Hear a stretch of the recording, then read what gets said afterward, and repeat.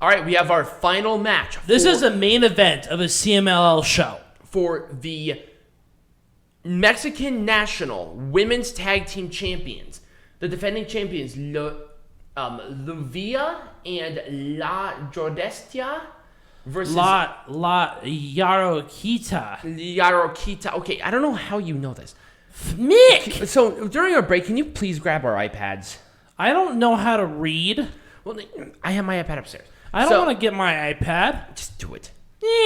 So it was against these two bitches, and actually this match was not bad. No, it's not these two bitches. Okay. Let's read their names. Dark Slitia. How do you spell it? Silueta. Silueta. Silueta. I don't know. And then say Ingobernable. MPWMA. And Reyna Isis. Isis. Same thing. Oh my god. You knew who I said. I did. But actually the match itself, there were actually really good spots. That was actually an excellent match. There was a really cool cross. It exceeded my expectations for the CMLL women's match would be, let alone like this was the main event of their anniversary. It was a really interesting. It wasn't spotty. No, I thought it was paced really well. This is a CMLL show. CMLL shows are never spotty. Right. There was a great spot where the baby faces, which were the defending champions, they did like a crossbody off of the entranceway because they go downstairs. Off of that to them, and I thought that was really cool. Everything felt really organic to the match itself, which I couldn't really say about a lot of different things, but this one flowed a little bit better. Just overall, I wasn't 100% sure about them being in the main event up until I saw the match. I feel like, well, I'll make that when I say Majestic again, but you know what? It was a fun match. I liked it. I thought it was a really good main event. It was. And I think the right people won. Yeah. I don't think I've ever seen that kind of submission hold in my entire life. No. So it was like a modified... It was like a Boston Crab on top of It was a Boston Crab on a California Dream on top of an abdominal stretch. Both heels tapped out. Yep. I thought it was a really good ending. But once again, the belts are just awful. And I'll make that when we make Majestic again. But, so when we come back, we will not only make CMLL Majestic again, but we'll make Pro Wrestling Majestic again. Alright, let's make this shit Majestic again for the third fucking time, because apparently this won't work. So, number one, with CMLL, I have a lot of problems with it. Just from the word go. Number one, this whole Night of Champions where the fans vote, that's lazy fucking writing. Come on. This was fan voted? This was fan voting. Why wasn't I voting? Just like last year, because number one, so this was actually another problem, is that it was not filmed outside of Mexico. What? I know it wasn't. It wasn't. Outside. This was not meant for us. We got this. So that means that I could not have voted for this myself. I would have to be in Mexico. It was actually quite difficult to get the pictures that you see here. Because it was a lot of the content was only made for Mexican audiences. Boo! I know, but that's why AAA is better than this shit. I'll be honest with you, that is kind of why. Yeah. So number one, there are way too many fucking titles. Number two, I hate this fact that this is the 88th anniversary show. This is your biggest show of the year, and we're gonna talk about this when we make when I talk about Wrestling Lesson of how significant this show is. A fan vote Night of Champions does not give this the history that it deserves. Right. This was the longest reigning promotional event ever. No other promotional event in the history of professional wrestling has went this long. Absolutely. But a Night of Champions fan voting bullshit is not the way to go. No. It's not.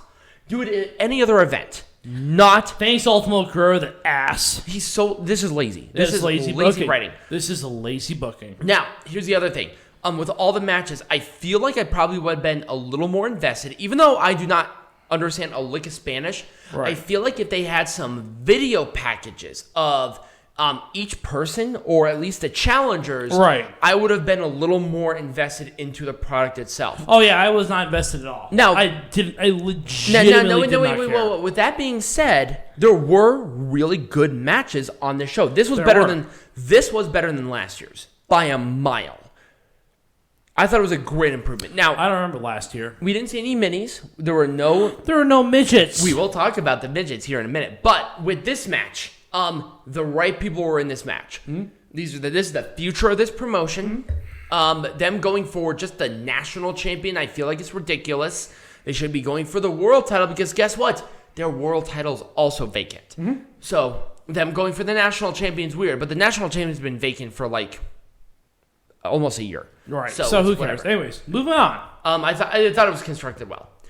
This is where the mini came in. So the mini... They the monkey! Yes. So the mini blue monkey, which is Jamentio or whatever it is, the mascot of this promotion. This guy is, I am not kidding you, 2'7". My favorite. It was ridiculous. That was a highlight of my night that night. I literally looked up and saw this blue thing waddling down to the ring, and I'm like, what the fuck was that thing? I thought it was crazy. But I loved it. It was amazing. He was incorporated a lot in the match, but this was not necessary for that. This match was good by itself. Oh, yeah. I thought the right people won once again, and for a match that they had to change on the spot, they nailed it. Yeah, they nailed it. I thought this was a very good match. I thought even the heels, these guys, Diablo, I thought they were really good heels. They were booed very loudly. Yep. And I feel like Volador Jr. and Titán are just amazing. Right. How WWE or AAA did not go for these guys, I'll never know. Right. Anyways, moving on. Next match. It's hard not to say anything bad about it. Thank God. The right person won. Thank God. Thank God. We don't need one of the bookers on the booking committee to be the world champion. The main booker on the booking committee. He's not the main booker. Is he not? Are you sure? He is one of the bookers. Well, it is a committee. Well, he was a double champ. He's a Hulk Hogan of CMLL. He had this belt for I think over 1,000 days. Yeah.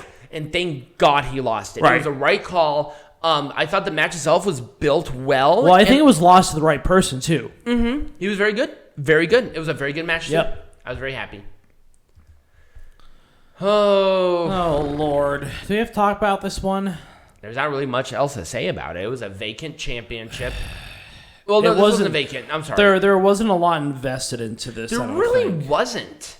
Nobody really cared. This was kind of the sleeper. This was a sleeper match, 100%. So once again, please do not kick a person in the jaw because that sucks. Right, and don't also. Why was there a fucking midget in a Hawk? That was it. No, I totally forgot about that. Midget in the Hawk's mask. So there was a midget in, I swear to God, just basically his underwear. He walked out there. He was standing on the apron and then on the ringway, and he just left. He made no significance to the flow of the match whatsoever. At least welcome to Mexican wrestling. At least with the blue monkey, it was involved some way. It was so adorable. Right, but also the heels attacked the blue monkey because the blue monkey is really popular. Right. And also the mascot of AAA, so they got more heat on it. CMLL.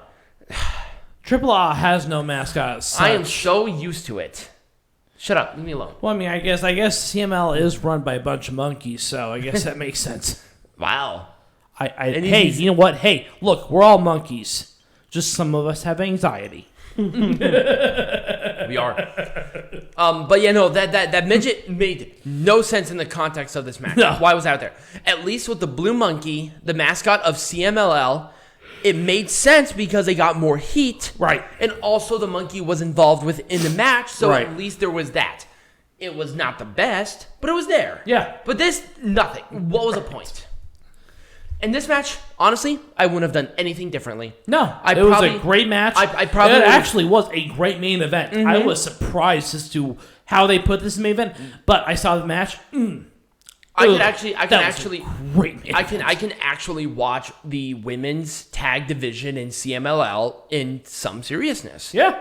That was a great main event. I think they're sleeping on the women's division in this promotion. They're sleeping on a lot of things in this fucking promotion. And we'll talk about this promotion and the traditions here once we talk about wrestling lesson and heckling.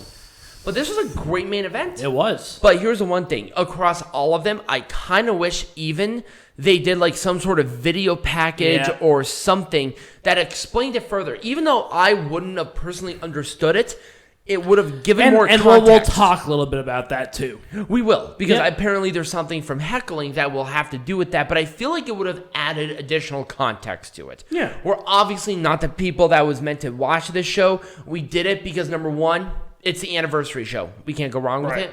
But also, I kind of like covering CMLL. So, when we come back, Peanut Gallery. We're heckling. We're talking about booking styles. Ultimo, Guerrero, and the CML booking committee. All right.